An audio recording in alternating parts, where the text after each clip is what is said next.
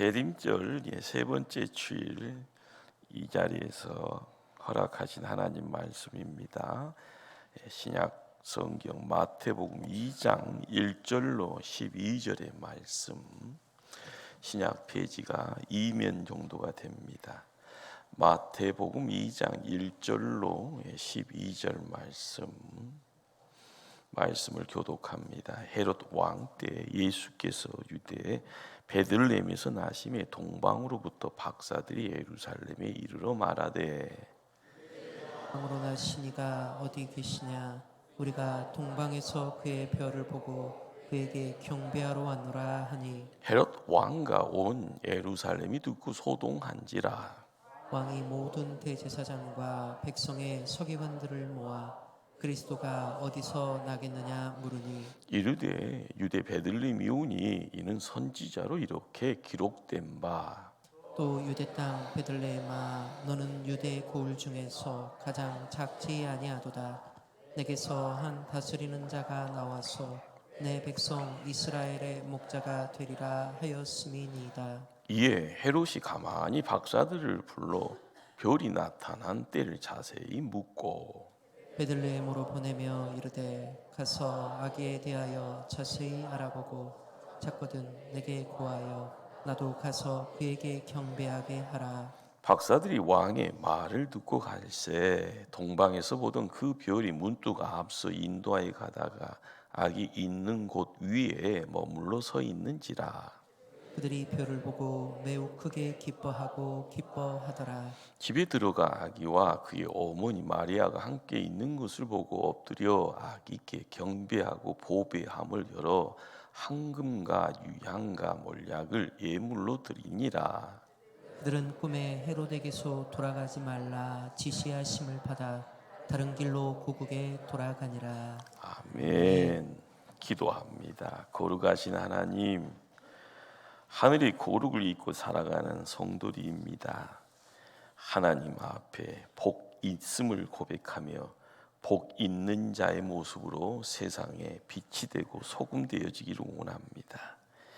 대림절의 절기를 통하여 우리가 알아야 될 믿음의 본질을 알게 하시고, 우리가 아기 예수님 앞에 달려감에 있어서도 우리가 힘써야 될 것이 무엇인가 지혜로 함께하여 주시옵소서. 예수님 이름으로 기도합니다. 아멘.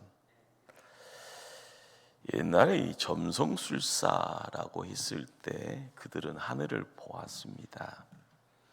하늘에 펼쳐진 무언가에 암호를 찾아가는 사람입니다. 미래에 펼쳐질 흔적을요, 현재 별을 바라보고 연구하였다라는 겁니다. 그러기에 요즘식으로 그들은 최고의 석학입니다. 별을 본다라는 것은 현재 내 눈에 보여지는 것을 인식하고 이해합니다. 그리고 미래를 상상합니다. 그런데 상상의 내용들이요, 바로 과거의 천지 창조에 하나님의 경륜이 함께한다라는 겁니다. 성경에 다 이루었다라는 말이 크게 3번 등장합니다. 창세기 2장 1절, 천지와 만물이 다 이루어지니라. 성경의 마지막 책 요한계시록 21장 6절입니다. 이루었도다. 나는 알파와 오메가요, 처음과 마지막이라. 그런데 요한복음 19장 30절에요, 예수님이 십자가에서 이런 말씀하십니다. 다 이루었다 하시고 머리를 숙이니 영혼이 떠나가시니라. 우리는 성경에 등장하는 다 이루었다라는 이 말씀이 우리에게요, 온 인류의 역사의 시작과 그리고 온 인류의 역사의 끝자락에 하나님이 함께 하신다라는 이 진리 앞에 그냥 숙연해집니다. 자, 그런데 이 시대의 성도들에게요, 새로운 생명의 분기점으로 등장하는 인물이 바로 예수님이다라는 겁니다. 그러기에 예수님이 꼭 이 땅에 오셔야 될 이유가 무엇이었는가? 예수님이 직접 그 십자가를 지시고 나아가 죽음을요 담당해야 될 이유가 무엇이었는가? 예수님이 지고 갔던 그 십자가의 비밀이 무엇이었는가? 그렇습니다. 그 모든 것을 모아놓고 보면은요 우리에게 던져지는 의문점은 예수님 그분은 누구인가라는 겁니다. 오늘 우리는 이 아픔의 땅에 오시는 아기 예수님을 대망하는 대림절기에 들어와 있습니다. 궁극적으로 우리가 고백해야 될 내용은요, 하늘에는 영광이라 땅에는 믿는 자들과 함께하는 평화입니다. 요즘은 그 어느 때보다 더 크게요, 평화와 화평 그리고 치유의 필요성을 절감하는 시대에 살고 있습니다. 그러기에 오직 경계 받으실 분 오직 예수님 한 분, 그분과의 만남의 자리에 우리의 경배가 온전해지기를 간절히 소망해야 될 줄 믿습니다. 해마다 12월 25일이 되면은요 우리는 성탄절이라 하면서 기뻐합니다. 성탄절을 맞이하고 한 일주일간을 보내면은요 자연스럽게 새해를 맞이하게 됩니다. 변치 않는 팩트입니다. 그러기에 우리는 성탄절 예배를 통하여서 우리의 신앙 고백을 분명히 해야 되겠죠. 예수님 내 곁에 계시는구나. 예수님 우리 가운데 오셨구나. 이 사실을 확인하고요. 그 사실 때문에 내 안에 뭔가가 찾아옵니다. 생명의 씨앗일까요? 말씀의 씨앗일까요? 그 모든 것들이 새로워지는 가운데 무럭무럭 하늘에 이슬이 머물게 되었을 때 보여지는 것, 느껴지는 것이요 뭔가의 성장이 있어지고 내 안에 차곡차곡 함께하는 것이 능력이라 생각되었을 때 그 능력이 삶의 자리에 눈에 보여집니다. 불기둥, 구름기둥으로 나를 지키시고 인도하시고 복 주신다라는 것. 우리에게는요 이것이 얼마나 큰 축복인가라는 것, 그것을 알아가는 자리에 누가 계시는가? 이 땅에 오시는 예수님이 계십니다. 그러기에 우리의 눈이 활짝 열려지는 가운데 세상 것에 그냥 이것이구나 하는 것에 보이지 않는 이 내용들, 영안이 열려질 때 실제의 내용들이 찾아왔을 때요 갓난아이의 울음 속에서요 누군가가 보살펴 줘야 되는 부모의 손길이 필요한 그 아기를 통하여서 우리는 성자 하나님을 만나게 됩니다. 오늘 본문 말씀은요 단 한 번의 성탄절에 자신의 시간과 당신의 목숨을 걸었던 박사들의 이야기가 있습니다. 한번 스스로 자문자답해 볼까요? 내게도 이렇게 박사들의 정직한 구도자의 열정이 있었는가? 어떤 대가와 위험을 무릅쓰고 그분 찾아가기를 열망하며 그분께 경배하고 싶은 그런 불타는 열정이 있었는가? 주변을 살필 때 보면은요, 내 자신을 좀 잠잠히 살펴갈 때마다 어떻게 보면 부끄럽기만 합니다. 왠지 세상에 묶여 있는 느낌이죠. 세상에 해야 할 일들이 많다라는 핑계거리는요 자연스럽게 찾아오죠. 그러나 예수님은 나에게 어떤 존재인가? 중세시대 때 큰 인물로 이야기되어지는 토마스 아퀴나스에게요 천사가 나타나 물었다고 하네요. 토마스, 그대의 소원이 무엇이오? 하나님께서는 그대의 소원을 뭐든지 들어주기로 작정하셨다네. 토마스는 울면서 얘기합니다. 오직 주님 한 분만으로 나는 만족합니다. 주님이 내게 계시는데 내가 무엇을 소원하오리까? 주님 한 분만으로 나는 만족합니다. 구약시대를 살았던 다윗이 더 일찍 이런 고백을 합니다. 주밖에는 나의 복이 없다 하였나이다. 내 생의 마지막 일주일의 시간이 내게 주어진다면은요, 우리는 예수 그분을 만나는 일에 나의 가진 모든 것을 투자하고요, 이 일을 위해서 내 시간을 헌신할 수 있겠습니까? 올바른 판단이 필요합니다. 그리고 올바른 선택이 필요합니다. 아기 예수님 만나는 이 일이 내 생애에 꼭 해야 될 수많은 버킷리스트 가운데 단 한 개로만이 치부되어서는 안 될 줄 압니다. 가장 중요하고요, 이거 놓아버리면 사상 누각처럼 모든 것이 다 무너지는 오직 한 분이 나의 모든 것 되어짐을 우리는 깨달아야 될 줄 압니다. 혹시 알고 계십니까? 예수님이 이 땅에 오실 때 제일 먼저 찾아가 경배한 사람이 누구였는가요? 누가복음은 들판에서 철회하면서 양을 치던 목동이라고 기록합니다. 그들은 그 시대에 가장 낮은 곳에 있던 천한 사람들입니다.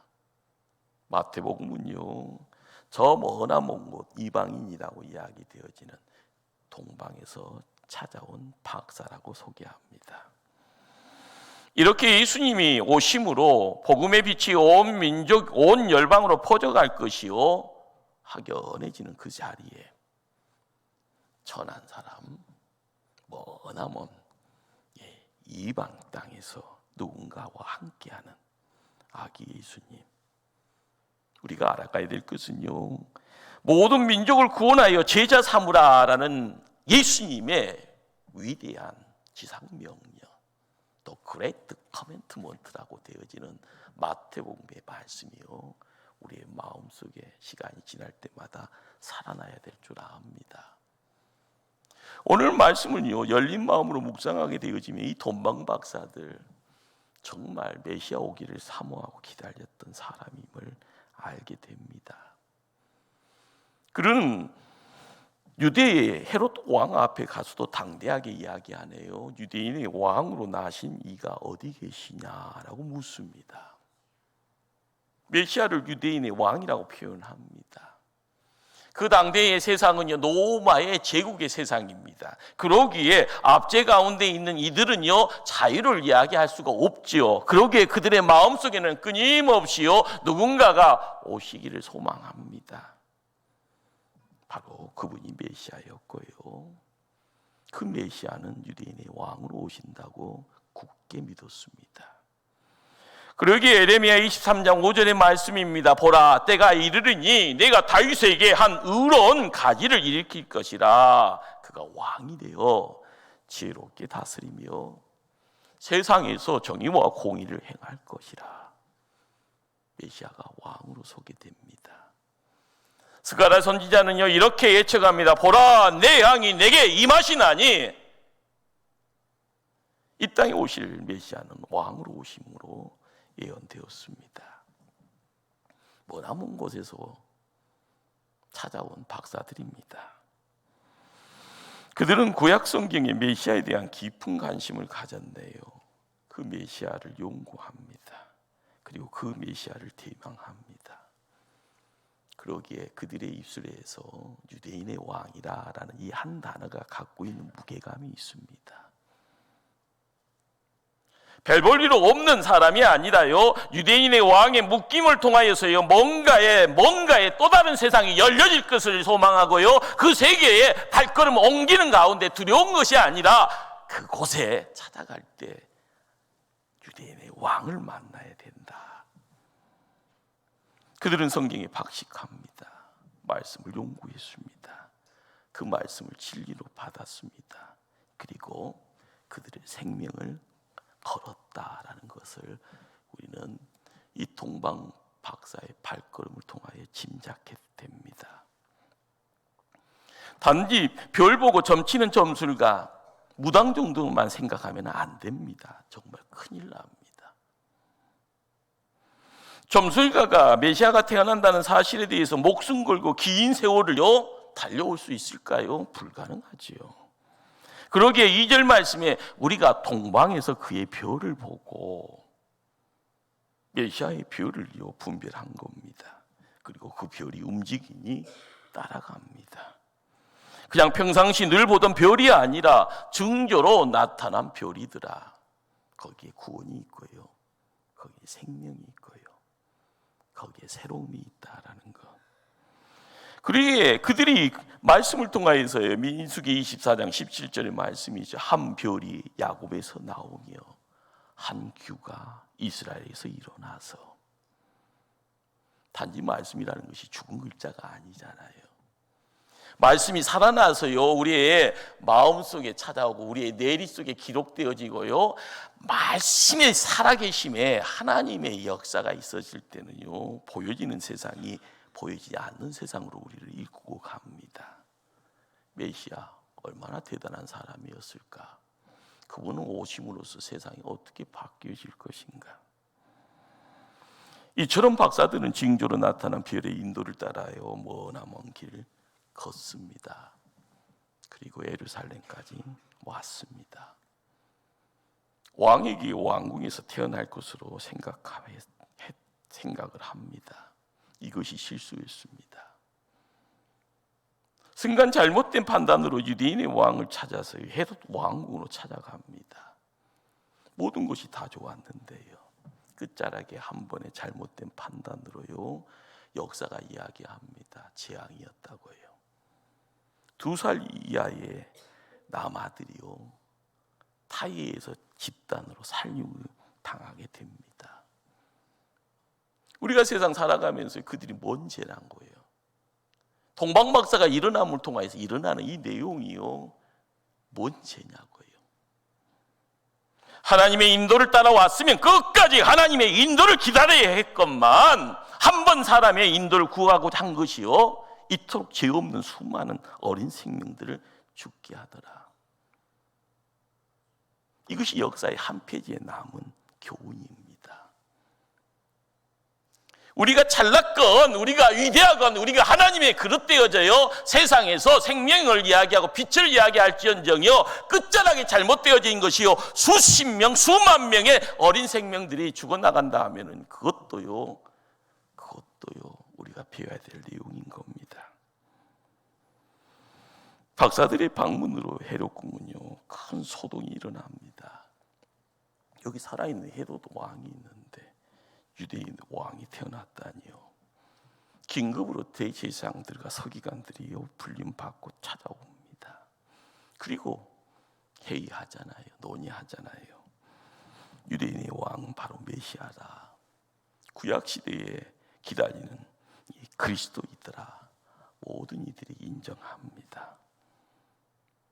말씀을 들춰보니요, 종교 지도자들은 그냥 알게 됩니다. 유대인의 왕이 그리스도라며 의심하지 않습니다. 그리고 태어날 장소도요, 베들레헴이라는 것을 알고 갑니다. 왜요? 미가서 5장 2절의 말씀이 함께하기 때문에 그렇습니다. 여기서 조금 깊게 생각해 보면 동방박사들도 알고 있었던 사실일 거라는 겁니다.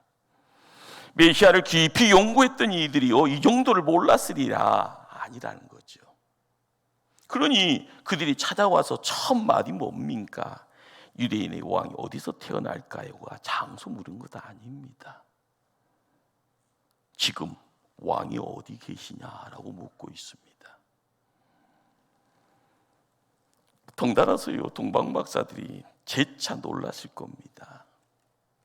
자신은 머나먼 길에서 여행길로 여기까지 왔건만 메시아의 탄생에 이만큼 깊은 관심 가지고 기다리고 갈망하고요, 이 먼 여행길로 달려왔건만 정작 유대인들, 종교 지도자들은 아무런 관심이 없는 겁니다. 그들은 구약 성경을 줄줄줄 외우고 있었건만, 이것이 도대체 뭐냐, 이런 어떤 느낌 드는 겁니다. 지금 성경을 읽어가면서요, 말씀은 우리에게 뭘 보여주고 있습니까? 한편에서는 목숨 걸고 말씀 붙잡고 찾아와서 경배하려고 합니다. 그런데 정작 유대인들은요, 머리로만, 입술로만 오랜 세월 메시아 기다린다고 합니다. 정작은 아무런 관심이 없는데 말입니다. 시간이 지나고 나서는요, 갈시와 천대로 그 메시아를 십자가에 못 박아 죽입니다. 역사가 이야기하는 바가요, 이 시대에 나의 한편으로 찾아오는 내용이 되어진다고 하면 내 손에 뭘 하고 있는가, 피 묻히고 있는 것 아닌가 두렵기만 합니다. 아무런 성과 없이 박사들이 왕궁에서 나옵니다. 뚜벅뚜벅 걸어가는 그 자리에 그 별이 모습을 드러냅니다. 사람들에게 배신당하고 그리고 실망하였건만 다시 하나님 인도합니다. 오늘 읽었던 9절 말씀이에요. 동방에서 보던 그 별이 문득 앞서 인도하여 가다가 악이 있는 곳 위에 머물러 서 있는지라. 10절은 또 뭘 말씀합니까? 그들이 별을 보고 매우 크게 기뻐하더라. 우리는 여기서요 뭔가에 대한 상상이 함께 어울려졌으면 합니다. 목적지에 도착하여 요즘 젊은이들이요 콘서트에 가면은요 스타들이 손을 들고 소리 질러 하면은요 큰 예침 속에서요 방방 뜨는 모습입니다. 동방 박사가 먼 시간 먼 거리를요 뚜벅뚜벅 들어와서 누군가를 만나는 그 자리예요. 누군가의 소리 질러가 아니라 스스로의 소리 지르는 가운데서 기뻐합니다. 기뻐하는 그 모습 속에서요 나타날 수 있는 최고의 기쁨의 극존칭의 내용들로 함께하는 겁니다. 우리가 10절을요 잠잠히 읽어가면은요 동사를 읽어갈 때요 야 기쁨이 이렇게 3번이나 강조되는구나. 매우 기뻐하는 모습입니다. 크게 기뻐하였다고 합니다. 그리고 기뻐하고 또 기뻐했다고 합니다. 사람이 쓸 수 있는 기쁨의 장에 최고치의 기쁨이다라는 겁니다. 어떤 주경학자들은 성경을 연구하는 가운데 이들의 여행 기간을 대략적으로 2년 정도의 시간을 말하는 분도 계십니다. 작심삼일이잖아요, 사람들은. 그런데 그 긴 거리를요, 요즘식으로 비행기 타는 것도 아니고 KTX 타고 가는 것도 아니고 두 발로요. 산 넘고 물 건너 가는 그 모습 속에 별만 보고 발걸음 옮겨갑니다. 하나님 지금 우리에게 묻습니다. 너는 예수님 만나는 기쁨, 그런 기쁨이 있겠니? 라는 겁니다. 오늘 우리가 예수님 만나서 이 한이 속에 감격 속에 기뻐하는 이 동방 박사처럼 우리도 방방 뜨는 가운데요 소리 질러 하는 가운데 아기 예수님이 우리에게 오셨네 하고 기뻐할 수 있겠냐는 겁니다. 지금껏 살면서 매우 기뻐하고 크게 기뻐하고 또 기뻐했던 때가 언제냐고 묻습니다. 성령의 임재를 경험하고요 예수님 만나서 천국 백성 되었고요 그렇지만 나에게 허락되어진 한이와 감격과 감동이 있었냐 묻고 있는 겁니다. 마음속에 부끄러움이 찾아와서요 대답할 말이 없다 하면은 우리는 다짐해야 됩니다. 결단해야 됩니다. 새로워지기를 소망하셔야 되고요 새롭게 주님 편에 세움 받기를요 열망해야 될 줄 압니다. 동방 박사들 아기 예수께 경배하기 위해서 목숨 걸고 이곳까지 왔습니다.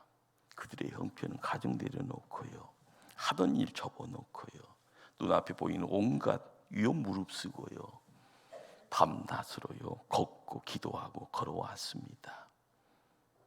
그 한 번의 만남을 위해서 목숨 걸었습니다. 아기 예수와의 단 한 번의 만남에요 모든 생명까지 걸었던 인물들입니다. 바로 그들이 동방의 박사입니다. 오늘 본문은 이 경배의 자리를 기록하면서 상당히 재미있는 기록을 남깁니다. 11절의 전반부입니다. 집에 들어가 아기와 그의 어머니 마리아가 함께 있는 것을 보고 엎드려 아기께 경배하고 집에 들어갔더니요 이 아기와 마리아가 함께 있는 것을 보게 됩니다. 근데 여기서요 주목해야 될 것은요 경배는 마리아가 아니라는 겁니다. 아기 예수께 경배합니다.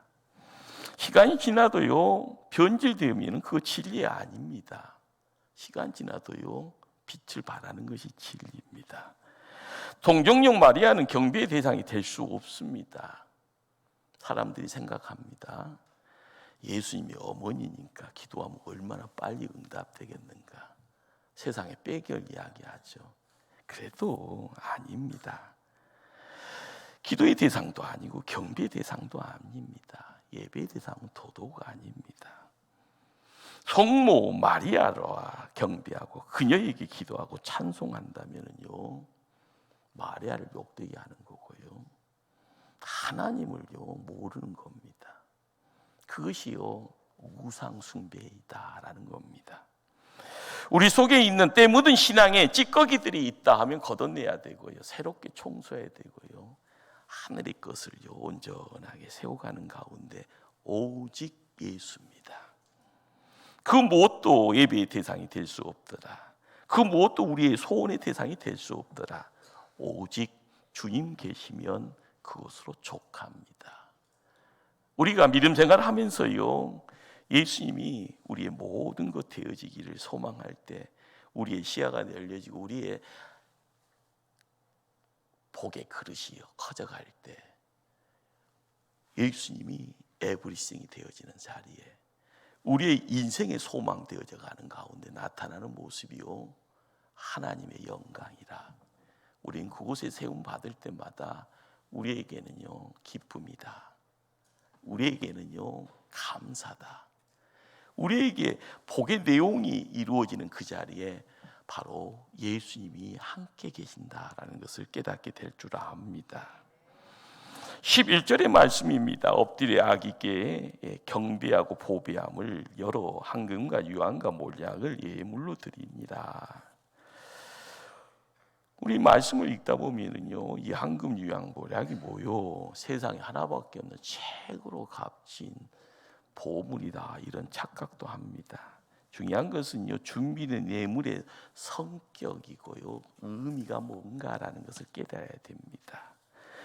동방의 박사들은요, 메시아에 대한 불명함을 가지고 있었던 학자입니다. 그리고 신앙이라는 걸 통하여서요, 하나님 곁에 더 가까이 감으로써 커져갔던 믿음의 성도였다라고 상상이 됩니다. 유대인들이 바벨론으로 끌려갑니다. 70년의 포로 생활을 하네요.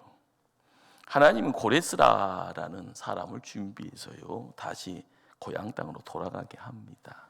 그런데 돌아가지 않는 이들이 있었죠. 그들을 디아스포르라라고 합니다. 그러나 이방 땅에 살면서도요 그들의 피가 섞이지만 그들의 정신은요 오직 하나, 말씀 붙잡고요 성경을 통하여 메시아 복음, 메시아의 약속의 말씀을 듣고 연구하고 공부하고요 거기에 또한 믿음을 온전히 묶어 나갔다 생각이 되었을 때요 그들이 들렸던 이 보물이라고 하는 황금과 유황과 몰약은 또 색다른 내용을 갖게 됩니다. 황금은요 왕을 상징하는 예물입니다. 박사들이 아기 예수님께 황금을 드렸다라는 것은 당신은 나의 왕입니다라는 고백입니다. 유향이다라는 것은요 성전에서 하나님께 드려지는 향을 말합니다. 그렇죠, 향을 피운다라는 것. 우리의 기도, 우리의 예배, 우리의 감사를 받으시는 분은 하나님이신데 그 하나님만이 나의 주인입니다라는 고백입니다. 자, 몰약이다라는 것은요 장례 때 방부제입니다. 그러나 이 방부제라는 것이요 뭘 이야기할까요? 향기로 쓰여지는 겁니다. 예수님의 십자가의 죽음을 예비하는 가운데 당신은 하나님의 어린 양입니다라는 상징입니다. 십자가로 모든 죄를 담당하시더라 대속되어지는 가운데 우리의 구세주가 되심을요 알게 해주는 겁니다. 박사들이 진정 아무런 생각도 없이 황금과 유황과 몰약을 가지고 왔을까요? 절대 아닌 것 같습니다. 메시아가 어떤 분인가에 대한 깊은 연구와 묵상과 기도로 인하여 또 생각하고 또 생각하여 황금과 유황과 몰약을 예물로 두벅두벅 품고 온전함을 통하여 예수님 앞에 드려지는 자리에 우리도 만남의 자리를 사모할 때마다 이곳이요 하나님의 임재를 통하여 이루어지는 거룩한 지경임을요 온몸으로 느껴야 될 줄 압니다. 주일에 드리는 예물 중에 11조는 헌금에 속합니다. 하나님이 우리의 왕이다라는 고백입니다. 자, 유향이라는 것이 뭘까요? 향기잖아요. 그 성도의 향기고, 이 성도의 향기라는 것이 감사의 예물입니다. 그러니 감사만큼 성도의 아름다운 향기가 어디 있겠습니까? 몰약은요 피가 묻은 예물입니다. 내가 쓸 수 있는 것을요 잘라서 드린다라는 겁니다. 욕심 차리면 드릴 수 없는 거예요. 그러나 하나님께 드린다라는 거예요. 잘라서 드리는, 자기를 죽이는 예물입니다. 그러기에 주일날 드려지는 구제, 성교, 건축, 헌금이 다 이런 겁니다. 예물이 크냐 작냐 말하는 것 아닙니다. 기쁨으로, 자원으로 하는 모습, 어떤 자세, 어떤 의미를 가지고 드리느냐. 빈손으로 제사를 드리지 않더라. 은혜의 분량을 따라서 소를 드린 사람, 양을 드린 사람, 진정 가난하여 비둘기를 드리는 사람, 중요한 것은 하나님이 기뻐 받으셨습니다. 우리가 주님을 만나는 이 자리에 주일마다 드리는 이 예물이 빈손의 예물이 아니라 정령, 기쁨과 자원과 감사와 내 분량에 맞는 예물로 드리고 있느냐. 드릴 때 하나님 기뻐 받으십니다. 꼭 기억하셔야 될 것은요, 예수님이 이 땅에 가난한 자들과 비교되는 분은 아닙니다. 우리가 이 땅에서 드릴 수 있는 헌신 가운데 최고의 헌신은요, 나 위에 피 흘려 죽으신 예수 그분을 위해 드리는 헌신입니다. 그러기에 우리가 들려지는 이 몸짓이나 우리가 시간을 들여지는 교회에서의 사역이나 이 모든 것은요 하나님 때문이에요. 예수님 때문에 성령님이 우리와 함께 하시기에 거니는 발걸음이 됩니다. 경비가 끝나고 난 뒤에요 다시 동방 박사에게 하나님의 음성이 들리기 시작합니다. 12절 말씀입니다. 그들은 꿈에 헤롯에게로 돌아가지 말라 지시하심을 받아 다른 길로 고국에 돌아가니라. 오늘 대림의 절기를 통하여서 성탄을 준비하는 거룩한 성도들에게 요청하는 마지막 메시지는요, 다른 길로 돌아가라. 무슨 말일까요? 이제는 달라져야 한다라는 겁니다. 이 땅을 살아가는 성도들에게 본문의 말씀이 강력하게 요청합니다. 이전의 구태에서 벗어나 주님과 함께 새로운 길을 개척할 때 2026년이 새로워진다라는 겁니다. 틀에 갇혀 형식적인 삶에서 벗어나서 하늘의 문이 열려져 성령 충만으로 하나님의 정병이 되어져 힘있게 생명의 길을 거닐 때 2026년이 기대가 될 거라고 말씀합니다. 매일매일 거룩한 빛에 거하는 복된 길이 무엇인지를 알았으면 경험하라. 온몸으로 체득하라. 그리고 하나님 말씀을 통하여 승리를 예측하는 거룩한 발걸음의 소유자가 되라 말씀합니다. 우리가 성탄을 바라보고 한 걸음 한 걸음 갈 때마다 오늘 하늘의 별을 품고 걸었던 동방 박사의 그 믿음, 이 시간 우리 가운데도 함께하기를 간절히 주님 이름으로 축원합니다.